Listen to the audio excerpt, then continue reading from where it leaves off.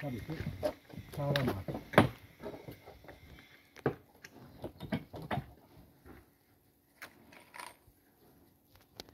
Sağlam çivi istiyor. Çivinin iyisini istiyor arkadaşlar.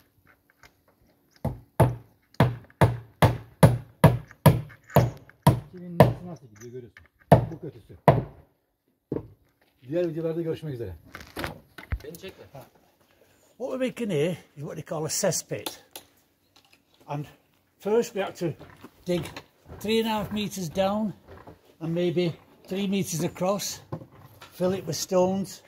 What we do now is putting wood across, then metal crossed over, so that when we put the concrete on, the concrete will join with the metal and make it strong.